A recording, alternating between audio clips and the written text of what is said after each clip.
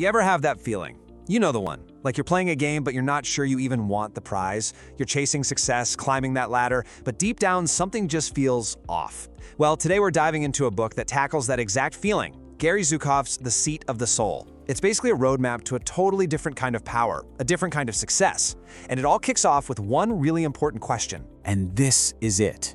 This is the central question. So just take a second, honestly, and ask yourself, are you chasing success or are you chasing fulfillment?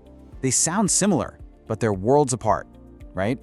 It's that nagging feeling you get when you achieve something you thought you wanted, but there's still that little voice inside asking, okay, but is this really it? So how do we even begin to answer that for ourselves? Well, Zukav gives us this amazing framework. He says that our lives are basically a constant tug of war between two completely different ways of being. He calls them the two kinds of power. And look, according to Zukav, we're making a choice between these two every single day, maybe every single minute. On one side, you've got external power. This is the stuff our five senses can see and touch. It's driven by fear, by the ego, by that need to control things. It's the part of us that's always seeking more status, more stuff, more praise from other people. But then, there's authentic power. And this is a total game changer. It's powered by love, by compassion, by a desire for harmony. It's not looking for anything on the outside. It's seeking an internal feeling, that feeling of being perfectly aligned with your purpose, of living with real integrity. Okay, so that sounds pretty good, right? Who wouldn't want more authentic power? The big question is, how do we make that shift? How do we start living from that place? Well, Zukav says the first step is to just learn how to listen. Not with your ears, though. You have to learn to listen to your soul. So how do we listen? Zukav says we all come with this incredible built-in guidance system. He calls it intuition. And we're not talking about some mystical, spooky thing here. Think of it more like your soul's own personal GPS.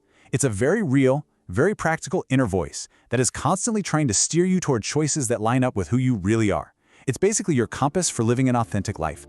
So, if it's a compass, how do we make it stronger and easier to read?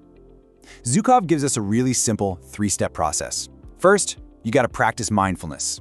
You have to quiet down all the noise from the outside world, all that chatter from your own ego, so you can actually hear something else. Second, and this one is huge, you just pause. Before you make a decision, before you react, you create a little bit of space. You take a breath. And third, in that quiet space, you ask yourself the big question. Is this choice really aligned with my soul's purpose? Now, once you start tuning into that intuition, the next piece of the puzzle is understanding the feedback you're getting. And that brings us to karma. I know, for a lot of us, that word brings up ideas of some cosmic scoreboard, keeping track of good and bad deeds. But Zukav wants us to see it completely differently.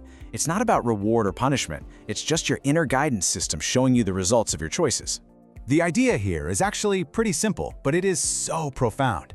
Every single thing you do, every thought you have, is like planting a tiny seed. And the consequences that grow from those seeds, that's your reality, that's your life. So you see, karma isn't something that just randomly happens to you. It's the harvest you get from the seeds that you planted. And this all leads to something Zukav calls spiritual accountability. It sounds intense, but it's really about taking full ownership of your inner world. And here's where the perspective really flips. Difficult emotions like anger or jealousy, they're not character flaws. They're signals. They're like messengers that show up to tell you, hey, there's something in here that needs some healing. When you start to see them that way, you can stop just reacting and you can start intentionally choosing how to respond, hopefully with more kindness and authenticity. All right, so we've covered the big ideas, the what and the why, but now it's time to get down to brass tacks. Let's talk about the how. What's the practical playbook for actually bringing all this into your real everyday life? And you know what? It can be surprisingly simple. You could just start by taking a moment at the end of each day to ask yourself, were my choices today driven by fear or were they driven by love?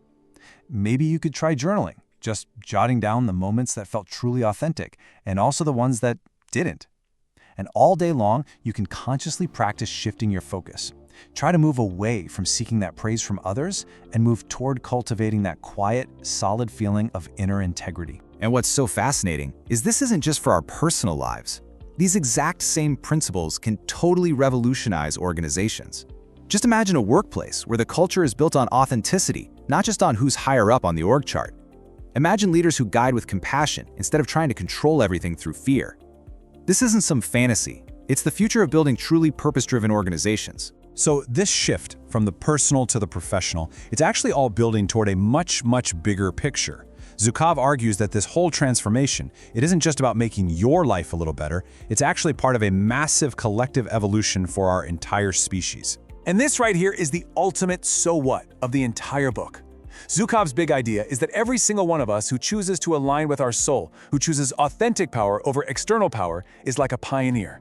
You're actively contributing to humanity's next great evolutionary leap. We're evolving from a species that's obsessed with mastering the outer world to a species that is learning to master our inner world. So after all of that, this whole deep dive really comes down to one simple, powerful question that you can take with you. This isn't about figuring out your whole life overnight. It's much simpler. It's just about the very next choice you make. In the next conversation you have, the next email you write, is that choice aligned with your soul?